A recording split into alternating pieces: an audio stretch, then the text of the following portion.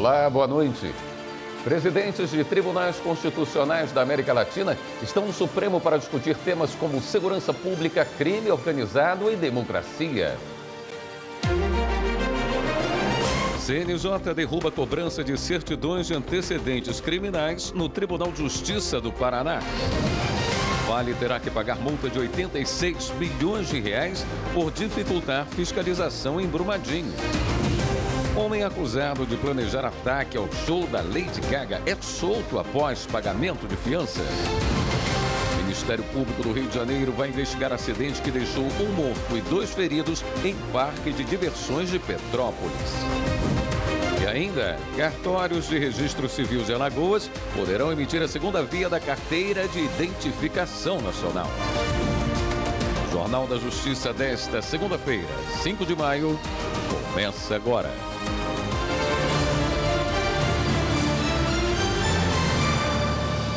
Um estudo do Conselho Nacional de Justiça aponta que mais de 100 mil réus primários condenados por tráfico de drogas poderiam ter pena ajustada pela lei. Os casos poderiam ser reclassificados como tráfico privilegiado. As informações com o repórter Pablo Lemos. O tráfico privilegiado previsto na Lei de Drogas de 2006 permite penas mais proporcionais a réus primários em situações menos graves e sem envolvimento com organizações criminosas. Nesse caso, a pena poderia ficar menor que 5 anos, permitindo a substituição da prisão por outras medidas. O Conselho Nacional de Justiça utilizou o próprio Sistema Eletrônico de Execução Unificado para fazer o levantamento. Ele integra mais de 1,5 milhão de processos de execução penal no país e que está em fase de implementação em São Paulo. Segundo o estudo, as atuais ferramentas de gestão judiciária dificultam a comprovação dos requisitos que classificam a pena como tráfico privilegiado. Em muitos casos, as provas consideradas em decisões do tipo foram apenas os depoimentos de agentes de segurança que atuaram na abordagem. Para o CNJ, isso acaba abrindo espaço para decisões subjetivas. Em 2023, o Supremo Tribunal Federal tornou obrigatória a aplicação do regime aberto e a substituição da prisão por restrição de direitos nesses casos. No mesmo ano, dentre as mais de 370 mil pessoas que respondiam a processos relacionados ao tráfico de drogas, quase 97 mil receberam tipificação de tráfico privilegiado. No entanto, cerca de 100 mil, sem outra condenação, não tiveram esse reconhecimento, o que potencialmente permitiria revisões das penas. O levantamento foi feito em parceria com o Ministério da Justiça e o Programa das Nações Unidas para o Desenvolvimento. E o Conselho Nacional de Justiça derrubou a cobrança de certidões de antecedentes criminais no Tribunal de Justiça do Paraná. Repórter João Pedro Melo. A decisão da conselheira do CNJ, Renata Gil, anulou uma norma do TJ do Paraná que restringia a gratuidade na emissão de certidões criminais apenas aos casos de uso pessoal, excluindo, por exemplo, situações como concursos públicos e processos seletivos. A análise ocorreu após 2 pessoas entrarem com pedidos no CNJ por terem a gratuidade negada na emissão de certidões criminais pedidas para apresentação em concursos públicos. Eles questionaram a norma, destacando que a medida impunha restrição indevida ao direito de acesso gratuito às certidões, o que é previsto na Constituição. Ao analisar o processo, a conselheira destacou que o STF firmou o entendimento de que é presumido o interesse pessoal quando a certidão é pedida em nome próprio, sendo desnecessário demonstrar o motivo. No voto, ela apontou que a comprovação de idoneidade em concursos públicos, processos seletivos ou finalidades similares constitui inquestionável interesse pessoal do requerente, porque está diretamente relacionada à situação jurídica, reputação e capacidade de exercer atividades profissionais. O Tribunal de Justiça do Paraná reconheceu que o provimento foi editado sem observar as normas regimentais e também sem a participação da atual gestão da Corregedoria Geral da Justiça. E o CNJ reforçou que o direito à obtenção gratuita de certidões está diretamente vinculado à dignidade da pessoa humana e ao pleno exercício da cidadania. E qualquer distinção entre finalidades pessoais e aquelas destinadas à comprovação de idoneidade em concursos ou seleções públicas configura uma restrição indevida. O Superior Tribunal de Justiça alcançou a marca de 1 milhão de habeas corpus recebidos em 36 anos de existência. A reportagem é de Marina Campos. Uma sigla com apenas 2 letras, mas que tem um significado importante para quem recorre a ele. HC, ou habeas corpus, é uma ação para assegurar a liberdade de locomoção quando violada ou ameaçada de violação por ilegalidade ou abuso de poder. Também é o nome da ordem dada pela Justiça para corrigir a ilegalidade. E foi um HC com pedido para redimensionar a pena de um réu condenado por tráfico de drogas que fez com que o STJ registrasse uma marca histórica. 1 milhão de habeas corpus recebidos em 36 anos de existência do Tribunal da Cidadania. O ministro Ribeiro Dantas foi sorteado relator do caso. Ao negar o pedido, o ministro também fez uma reflexão sobre esse instituto constitucional. Destacou que o HC perdeu sua essência relacionada à preservação do direito de locomoção, sendo utilizada atualmente para tudo que envolve o processo penal. Em muitos países, o habeas corpus só existe quando existe ou uma violação ou uma ameaça concreta à sua liberdade de locomoção. Não é simplesmente porque corre uma ação penal contra você ou porque está havendo uma investigação criminal contra você. Desde a criação do STJ em 1989, o número de habeas corpus é crescente. O HC é hoje a 2ª classe processual mais presente no acervo do STJ. Corresponde a mais de 31,32% dos processos em tramitação. Perde apenas para os agravos em recurso especial. Já os recursos em habeas corpus representam 8,08%. Em vez de você esperar que haja a jurisdição da primeira e da segunda instâncias, você traz diretamente para o STJ, através do habeas corpus, questões que ainda estão sendo discutidas lá embaixo. Às vezes nem começou a atuação da primeira instância. Às vezes ainda está na polícia, às vezes ainda está no inquérito policial. Então, é uma distorção. Se nós não tivéssemos essa verdadeira avalanche de habeas corpus, nós estivéssemos tendo condição de apreciar melhor as ações penais que nos chegam pelos recursos processuais normais, com mais calma, com mais tranquilidade e prestando uma jurisdição mais aprofundada e de maior qualidade.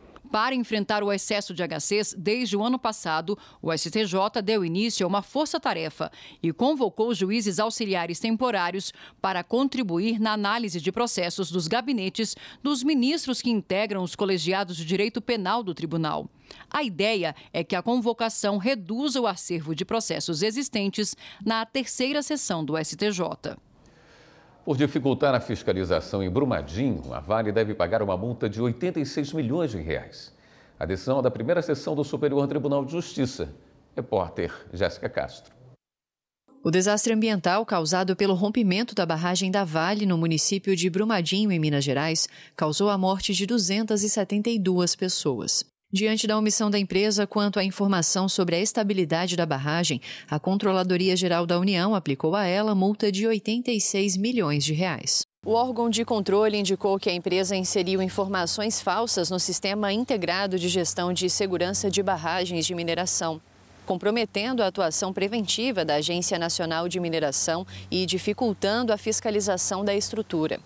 A multa teve como base a Lei 12.846 de 2013, a chamada Lei Anticorrupção, que dispõe sobre a responsabilização administrativa e civil de pessoas jurídicas pela prática de atos contra a administração pública. Ao recorrer ao Superior Tribunal de Justiça e pedir a anulação da penalidade, a Vale alegou que não houve prática de atos de corrupção, o que inviabilizaria a aplicação da norma. Entretanto, a relatora, ministra Regina Helena Costa, destacou que a Lei 12.846 de 2013 tem uma abrangência maior do que o mero combate à corrupção em sentido estrito. Ela ressaltou que a legislação define como ilícita a conduta de dificultar investigações ou fiscalizações promovidas por órgãos públicos ou seus agentes. O voto da relatora foi seguido por toda a primeira sessão e a multa foi mantida, sob o entendimento de que, ao fornecer informações inverídicas e omitir dados relevantes, a Vale prejudicou diretamente a atuação da Agência Nacional de Mineração, comprometendo a fiscalização e a adoção de medidas que poderiam ter evitado ou, ao menos, reduzido os impactos da tragédia. O Ministério Público do Rio de Janeiro já instaurou um inquérito civil para investigar as causas do acidente que resultou na morte de João Vitor de Souza Trindade, de 19 anos. Outras 2 mulheres ficaram feridas. O jovem foi arremessado de um brinquedo, acabou tendo ferimentos graves e não resistiu. Marta Ferreira tem mais informações. O acidente foi na madrugada de sábado em um parque de diversões instalado na área do Parque Municipal de Itaipava. De acordo com testemunhas, um jovem de 19 anos acabou sendo arremessado de um dos brinquedos. Ele chegou a ser socorrido, mas não resistiu aos ferimentos e morreu ao dar entrada no hospital. 2 mulheres também ficaram feridas, mas sem gravidade.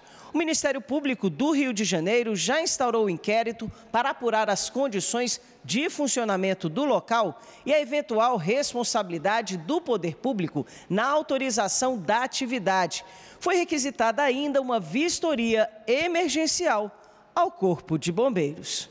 A Prefeitura de Petrópolis disse que cassou alvará de funcionamento do parque. A administração municipal informou ainda que está acompanhando o caso e prestando todo o apoio necessário às vítimas e aos familiares. Em nota, a organização da Expo Petrópolis, responsável por eventos de shows no mesmo local, afirmou não ter qualquer ligação com o parque onde o acidente aconteceu. Já o Crazy Park afirmou que a empresa está prestando toda a assistência necessária aos envolvidos e familiares e preza pelo atendimento de excelência daqueles que frequentam as instalações. Disse ainda que está à disposição para fornecer esclarecimentos adicionais, se necessários, para elucidar os fatos. O Ministério Público do Trabalho promove neste mês a campanha Maio Lilás sobre a importância da liberdade sindical. A campanha foi criada em 2017 e neste ano tem como tema os direitos do emprego formal na proteção do trabalhador. Acompanhe a reportagem de Carolina Chaves. A escolha do mês e da cor homenageia marcos históricos da luta por direitos trabalhistas e igualdade de gênero. Este ano, o Ministério Público do Trabalho promove mais uma campanha nas redes sociais voltada para os jovens. Com o slogan CLT Quem Conhece Defende, o MPT busca reflexão sobre a importância da construção de relações de trabalho estáveis e protegidas por meio da CLT, a consolidação das leis do trabalho. Quem tem medo de CLT? Então quer dizer que você era CLT? Sim. Inclusive, recusei uma oferta de virar PJ, que pagava 50% a mais, mas sem nenhuma garantia. Hoje, não é difícil ver jovens e até mesmo crianças tratando o trabalhador como CLT como se fosse algo medíocre, como se fosse mesmo uma ofensa. E essa campanha ela vem justamente para dialogar com esse público, apresentar o que está em jogo e que em tempo de instabilidade é ela, a CLT, ou seja, a carteira assinada, que é uma forma de trabalho mais eficaz de garantir de segurança, estabilidade e a dignidade no trabalho. Segundo o Ministério Público do Trabalho, a escassez de vagas com carteira assinada também é um dos motivos para a informalidade. Percebemos um distanciamento crescente entre os jovens e o trabalho formal. Mas é importante deixar claro, esse afastamento ele não é um fruto de uma escolha livre. Ele está diretamente ligado à escassez de oportunidades com carteira de trabalho assinada. A CLT passou por mais de 3.000 alterações desde sua criação, incorporou avanços relacionados às novas tecnologias, como o teletrabalho e a jornada flexível, para atender às demandas da sociedade. Ainda assim, muitos não conseguem sair da informalidade. O trabalho por aplicativo é um exemplo. Segundo a ONG Ação da Cidadania, em abril deste ano, 41% dos entregadores de comida por aplicativo já sofreram acidente no trabalho.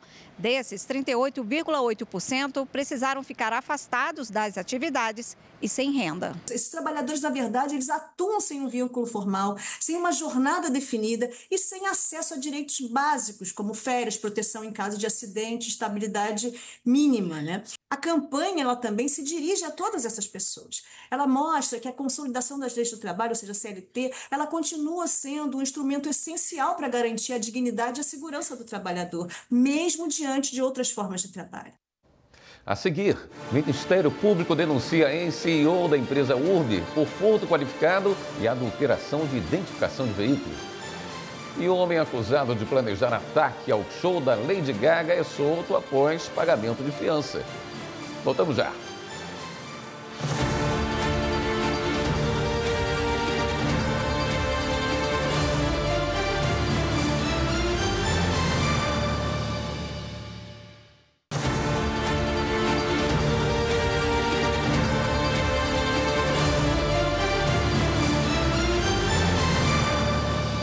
O Ministério Público do Estado do Rio de Janeiro denunciou João Ricardo Rangel, ex-CEO da empresa Urb, por furto qualificado e adulteração de identificação de veículo.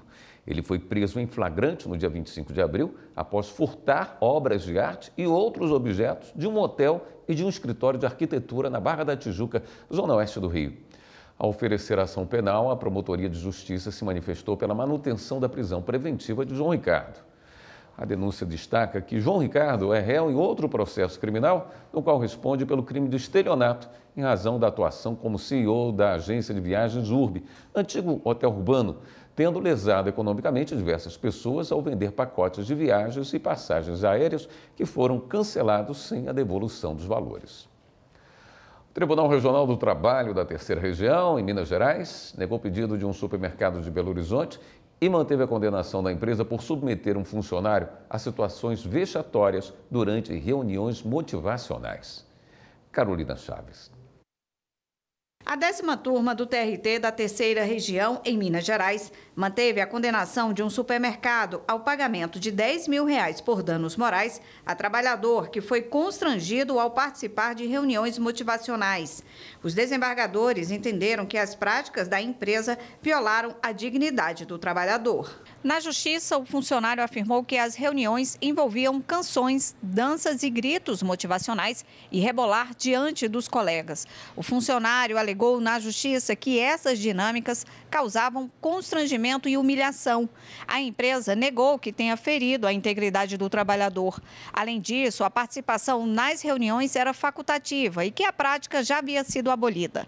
Mas os magistrados verificaram que a empresa não comprovou a extinção da dinâmica motivacional e que a imposição de danças, cânticos extrapolam os limites do poder do empregador. E a simples comprovação do fato é o suficiente para caracterizar o abalo psicológico e o pagamento do dano moral. Empate entre candidatas ao TRT4 viraliza e é decidido no sorteio. Polícia Federal apreende mais de 6 toneladas de maconha e prende uma pessoa em Santa Catarina. Homem acusado de planejar ataque ao show de Lady Gaga é solto após pagar fiança. Confira. Apesar de solto, o acusado deve passar por audiência de custódia ainda esta semana, segundo o Tribunal de Justiça do Rio Grande do Sul. Um homem suspeito de planejar ataque terrorista ao show de Lady Gaga foi preso em flagrante no sábado em Novo Hamburgo por porte de arma ilegal e solto após pagamento de fiança à polícia. Conforme a Polícia Civil, o plano tinha motivações terroristas e mirava crianças, adolescentes e o público LGBTQIA+. A Polícia Federal apreendeu um caminhão bitrem carregado de maconha na BR-101, próximo a Porto Belo, Santa Catarina.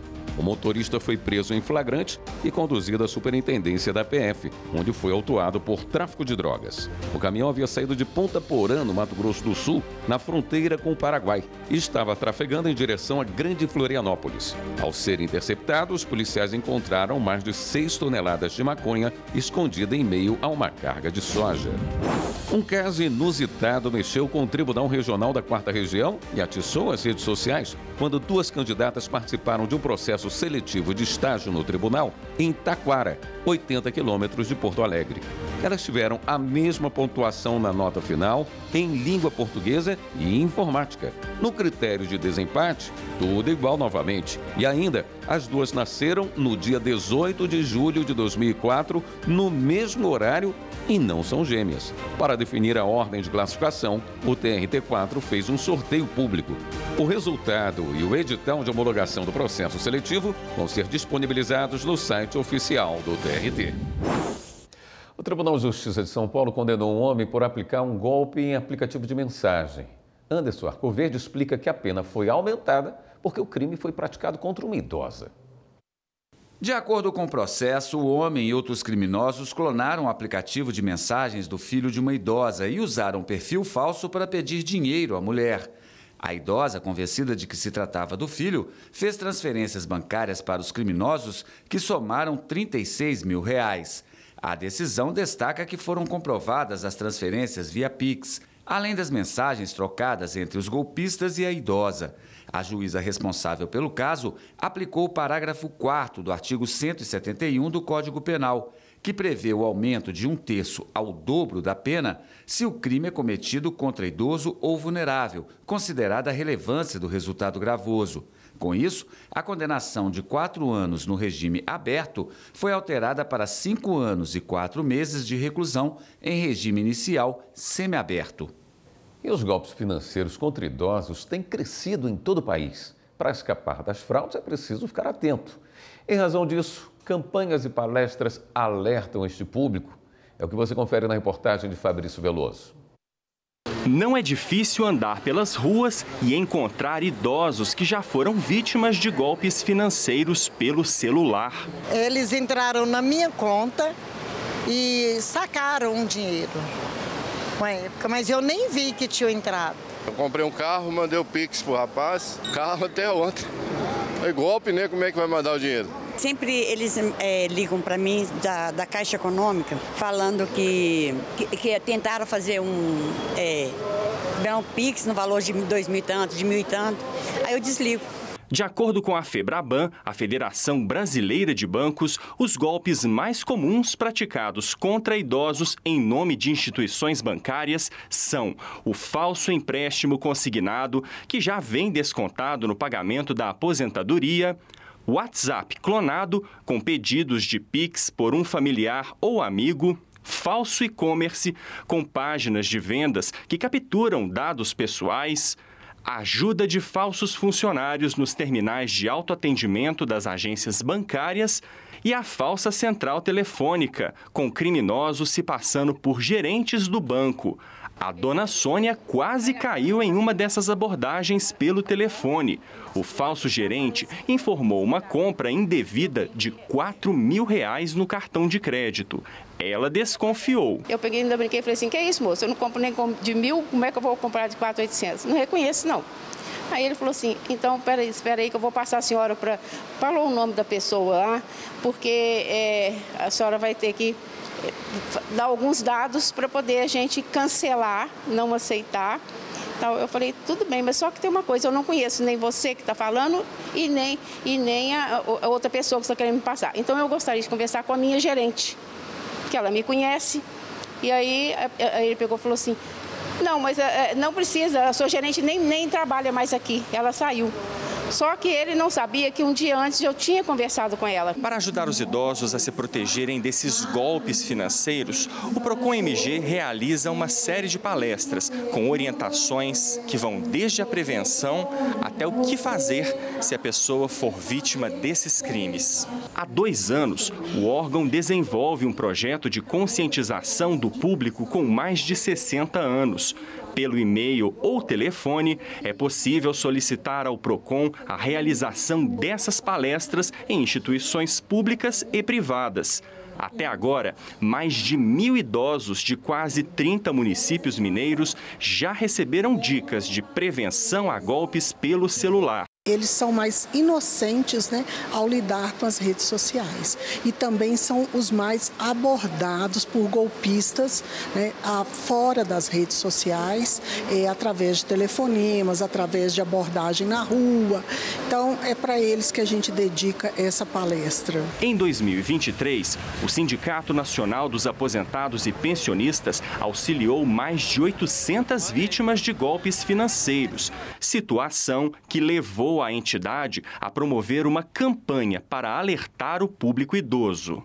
Tome cuidado, não passe suas informações nem por WhatsApp, nem por internet, não faça reconhecimento facial nesses aplicativos sem saber exatamente quem são essas pessoas. Dona Maria do Carmo já está mais atenta com as abordagens dos criminosos. Ligaram para mim falando que uma compra no valor de 4 mil e alguma coisa do Mercado Livre. Aí eu desliguei porque eu não comprei nada no Mercado Livre.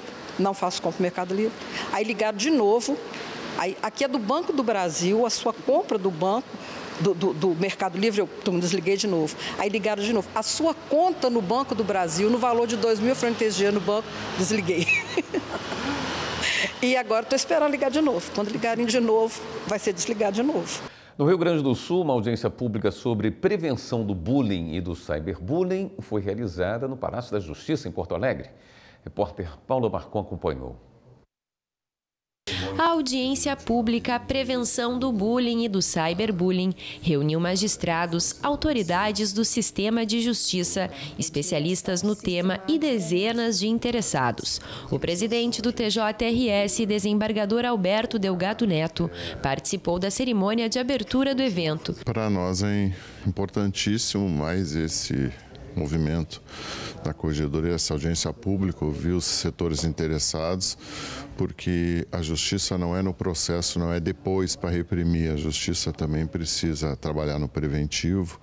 E hoje em dia, com redes sociais, com a internet, a questão do bullying tomou uma proporção que está prejudicando os adolescentes, prejudicando a saúde dos adolescentes e principalmente prejudicando o país, porque o nosso adolescente de hoje é o futuro adulto desse país. A Corregedora-Geral da Justiça, desembargadora Fabiane Breton Baixi, destacou o caráter democrático da iniciativa, assim como de outras já realizadas pela Corregedoria-Geral da Justiça, com o objetivo de oportunizar a pessoas e instituições compartilharem suas ideias e experiências. Que no dia de hoje estejamos dando um passo importante para a criação de um movimento coletivo, empático, onde cada um de nós se comprometa a ouvir, a compreender, a agir, construindo um futuro onde nossas crianças e adolescentes possam florescer num cenário de muito amor e muito respeito. O Judiciário de Mato Grosso ofereceu um curso voltado à gestão de pessoas a coordenadores de várias áreas do tribunal. A repórter Laura Meirelles conta como foi. O Poder Judiciário de Mato Grosso tem investido em ferramentas avançadas para aperfeiçoar a gestão de pessoas e, por isso, promoveu uma capacitação aos coordenadores de várias áreas sobre inteligência estratégica aliada ao gerenciamento de recursos humanos, também chamada de People Analytics. O objetivo é criar um plano de ação para uma cultura de impacto positivo para todos os servidores e servidoras. O que é People Analytics? É você investir juntando conhecimento científico e aplicação prática de dados internos e externos para preparar uma tomada de decisão de liderança que realmente gera o impacto, que realmente gera as mudanças que mais do que a gente precisa, a gente deseja, que são duradouras, construindo uma cultura organizacional que traz bem-estar e saúde mental, mas que traz resultados de negócio. Nós temos que saber que por trás dos números existem as pessoas e o cuidado com as pessoas é o foco, né? É o foco de todas as organizações atualmente. E o People Analytics, ele vem nessa perspectiva de unir a preocupação com a gestão de pessoas, mas com base em decisões tomadas de uma forma de confiabilidade dos números, né? De extração de números. A gente tem que trazer esse novo conceito. A gente está passando por uma mudança de sistema e a gente agora também está passando por uma mudança de cultura. O ADMRH ele veio para facilitar a nossa vida na gestão de pessoas e facilitar também essa extração dessas informações, esses dados pessoais que, numa segunda escala, facilita a implementação do People Analytics. A seguir, Justiça do Ceará determina que a operadora de saúde mantenha o plano que atende uma criança autista. Os cartórios de registro civil de Alagoas poderão emitir a segunda via da carteira de identificação nacional. Os detalhes já já.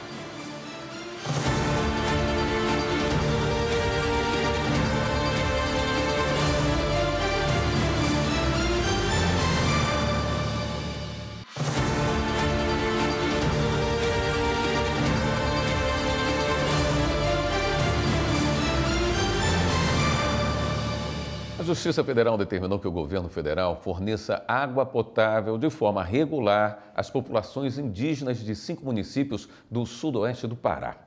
A decisão atendeu a um pedido do Ministério Público Federal diante da seca, da precariedade no abastecimento e da contaminação da água por mercúrio provocada pela mineração ilegal. A União terá 20 dias a partir da intimação para iniciar a entrega mensal de água aos aldeias de Itaituba, Aveiro, Jacareacanga, Novo Progresso e Trairão. O serviço deve ser feito pelo Distrito Sanitário Especial Indígena Tapajós, com entrega até o dia 10 de cada mês. Caso a decisão seja descumprida, a multa será de R$ 1.000 por dia, limitada a R$ 100 mil. A Justiça do Ceará determinou que uma operadora de saúde mantenha o plano que atende uma criança autista. O contrato havia sido rompido de forma unilateral. Anderson Arcoverde tem as informações. O plano de saúde coletivo foi contratado por uma empresa de tecnologia de informação para atender 11 pessoas, incluindo uma criança diagnosticada com transtorno do espectro autista. A operadora rescindiu o contrato sem apresentar justificativa. A empresa recorreu à justiça e alegou que a rescisão violou os princípios da boa-fé e da função social do contrato. A operadora se limitou a afirmar que seguiu as disposições do contrato coletivo. Ao analisar o caso, a Justiça do Ceará afirmou que, embora o tema ainda esteja pendente de julgamento pelo Superior Tribunal de Justiça, já existe uma tendência de jurisprudência na Corte Superior no sentido de que a rescisão unilateral de contratos de plano de saúde com menos de 30 beneficiários deve ser devidamente motivada em função da vulnerabilidade dos consumidores. Por unanimidade, os desembargadores determinaram que a operadora restabeleça o contrato e a prestação dos serviços previstos no plano. Os cartórios de registro civil de Alagoas poderão emitir a segunda via da Carteira de Identificação Nacional. Repórter Lídia Lemos traz os detalhes. O convênio que permite que a emissão do documento seja feita no extrajudicial foi assinado no Palácio do Governo pelo Tribunal de Justiça através da Corregedoria, o Estado de Alagoas por meio da Secretaria de Segurança Pública e a ARPEM. O presidente Fábio Bittencourt e o corregedor Celírio Adamastor destacaram que essa é uma conquista valiosa, principalmente para a população que mora em locais mais afastados e irá poder realizar o serviço mais perto de casa. Não tenha nenhuma dúvida que, em virtude da capilaridade dos cartórios de registro civil, a expedição de carteira de identidade nacional no local onde moram as pessoas, residem as pessoas, é de grande importância para a população, principalmente mais carente, que tinham que gastar combustível, transporte, alimentação para se dirigir a cidades maiores, onde seria retirada a carteira de identidade. Uma maneira de dar dignidade a esse pessoal foi esse convênio firmado pelo Tribunal de Justiça. Quer dizer, o cidadão mora em Delmiro Gouveia, mora no interior de Delmiro Gouveia, no interior de Piranha, no interior da Baixa, não vem mais para Maceió.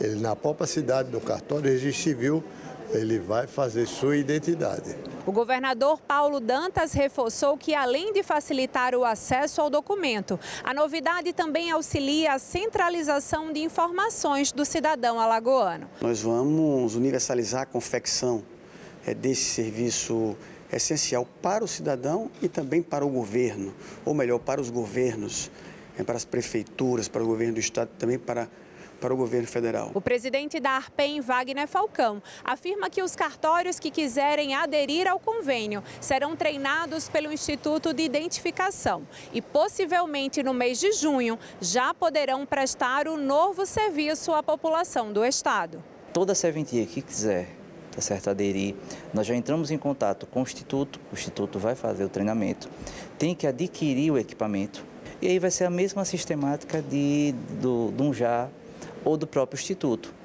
pois os equipamentos que serão utilizados são os mesmos equipamentos, certo? Nós seremos mais um braço, né, para o governo do estado, então serão mais postos que facilitará muito a vida do cidadão. Em Mato Grosso, uma comitiva do município de Guarantã do Norte foi ao Tribunal de Justiça do Estado para solicitar a instalação de uma segunda vara na comarca. Repórter Eli Cristina Azevedo.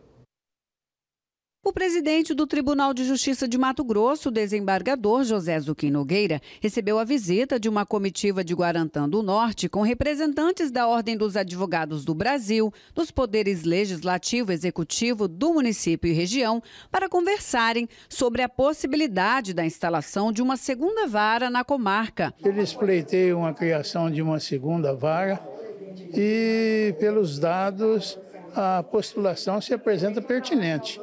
Então, nós estamos aí já iniciando estudos para ser apresentado aos colegiados aí essa reivindicação e, quiçá, entendam eles pela possibilidade. O número de processos distribuídos anualmente vai crescendo, né?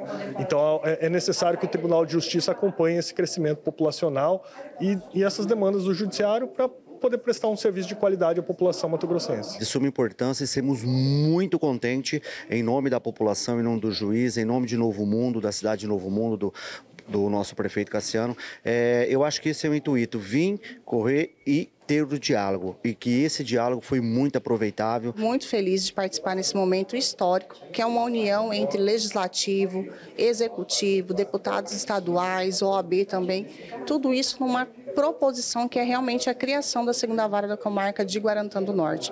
É um município que engloba Novo Mundo e hoje nós temos uma população de mais ou menos 50 mil habitantes, em que hoje processos mês são protocolados mais de 500 processos por mês. Nós temos 276 advogados que englobam aquela região. Uma manifestação positiva do presidente desembargador José Zuquim, no sentido de que já vai encaminhar a propositura para o órgão especial. Então saímos daqui muito satisfeitos com o que nós encontramos, né? Primeiramente, é claro, a recepção, a abertura e essa sinalização. A seguir, presidentes de tribunais constitucionais da América Latina estão no Supremo para discutir temas como segurança pública, crime organizado e democracia. E a gente mostra também como foi a nova edição do casamento coletivo promovido pelo Judiciário Gaúcho. Voltamos em instantes.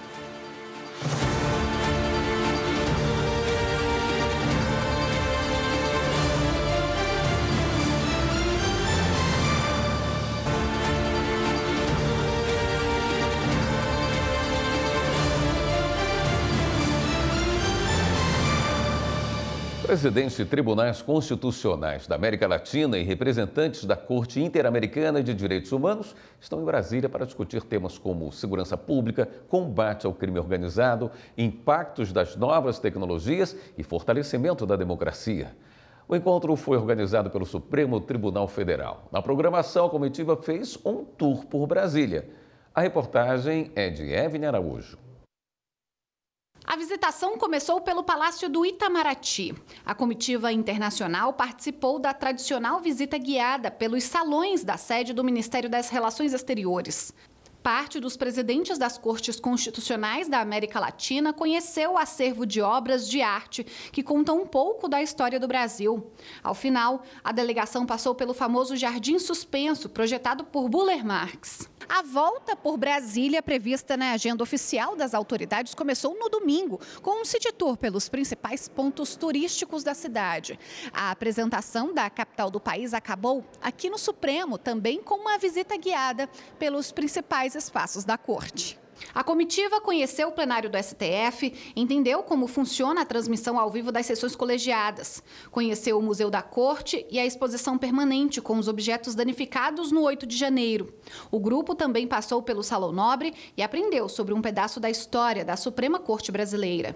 A delegação internacional é formada por integrantes de 14 tribunais constitucionais da América Latina. Eles participam, hoje e amanhã, do Encontro de Presidentes, sediado no Supremo Tribunal Federal.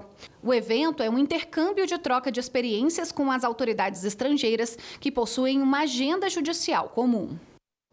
A abertura do evento foi realizada há pouco no Supremo Tribunal Federal. A repórter Marta Ferreira acompanhou. O encontro busca a troca de experiência jurídica. Serão debatidos temas como segurança pública. Este é um problema que aflige todo o continente e que entrou de uma maneira muito visível no radar da sociedade brasileira. No Brasil, em 2024, nós tivemos mais de 35 mil mortes por homicídio. Isso corresponde a cerca de 10% do total de homicídios do mundo. Portanto, é uma estatística assustadora, superior à dos países que estão em guerra. Também estão na pauta temas como crimes digitais, manipulação de dados e combate à desinformação. Eu diria que nós vivíamos a terceira revolução industrial, que era a revolução tecnológica, que foi a revolução trazida pela substituição da tecnologia analógica pela tecnologia digital. Essa revolução tecnológica trouxe muitos proveitos para a sociedade. Ela ajudou a democratizar o acesso ao conhecimento, a democratizar o acesso à informação e a democratizar o acesso ao espaço público. O presidente do Supremo, ministro Luiz Roberto Barroso, também destacou que o fortalecimento da democracia será discutido. Cada uma das tribos passou a criar a sua própria narrativa e a verdade foi perdendo a importância. E os fatos já não são mais os fatos objetivos, passam a ser os fatos alternativos que cada um cria para que os fatos correspondam às suas crenças, já que muitas vezes as crenças não correspondem aos fatos. Esse é um problema grave que eu acho que nós não podemos deixar de ter em linha de conta ao pensar o mundo contemporâneo e fazer com que mentir volte a ser errado de novo. A verdade numa democracia é plural, a verdade não tem dono, mas as mentiras deliberadas têm e nós precisamos ser capazes de combatê-las. O encontro vai até amanhã e reúne autoridades de 13 países da América Latina. Com 54,1% de votos, Marcílio Régio, do PP, venceu neste domingo a eleição suplementar de Goiânia, na zona da Mata Norte de Pernambuco. Ele vai comandar a prefeitura até 2028. O adversário, Eduardo Batista, do Avante, obteve 45,9% dos votos válidos. As informações com Regina Souza. Demorou apenas 48 minutos para sair o resultado das eleições. Marcílio Régio, do Progressistas, venceu com 28.122 votos. A eleição foi marcada pela tranquilidade. Não houve registro de filas, aglomerações ou incidente dos prédios ou nas sessões eleitorais que pudessem atrapalhar o processo de votação. Cerca de 54 mil eleitores compareceram às urnas. Foram registrados 825 votos em branco, 1.165 nulos e 11.246 abstenções. Apenas 2 das 199 urnas usadas na votação precisaram ser trocadas. A Comissão de Auditoria da Votação Eletrônica não verificou qualquer falha no sistema e nos equipamentos. A nova eleição foi determinada após a cassação do mandato de Eduardo Honório do União Brasil, reeleito em 2024. A candidatura foi invalidada pelo Tribunal Superior Eleitoral por considerar que ele estava exercendo na prática um terceiro mandato consecutivo como prefeito, o que é vedado pela Constituição Federal. Agora a gente mostra como foi a 25ª edição do casamento coletivo do Palácio da Justiça de Porto Alegre. A cerimônia reuniu casais que oficializaram a união em um ato coletivo e gratuito. Mauro Vercois acompanhou. Expectativa, nervosismo e muita alegria.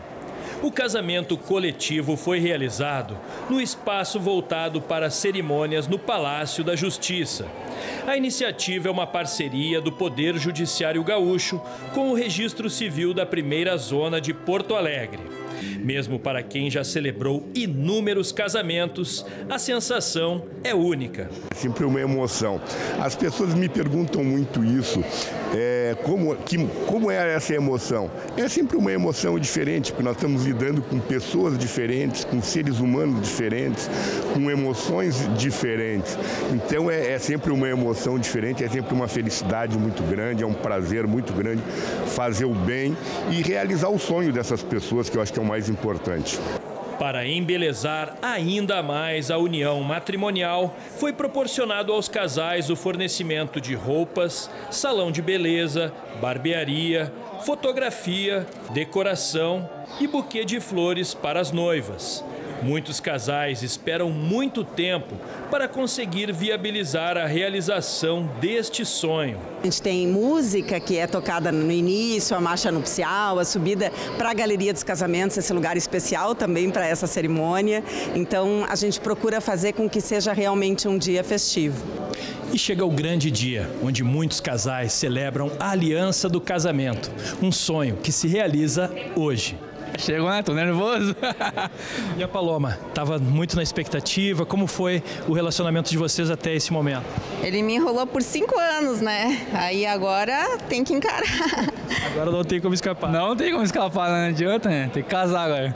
E chegar num lugar como esse, casar num palácio, né? Um sonho, né? Se realizando. Olha, para mim é muito especial porque eu fui estagiária aqui por 1 ano e meio. E aí agora o TJ, né, o Palácio da Justiça, vai fazer mais uma vez parte da minha história. Os casais de noivos foram conduzidos até a Galeria dos Casamentos, local onde desde as décadas de 60 e 70 são celebrados matrimônios de pessoas que não podem arcar com as despesas.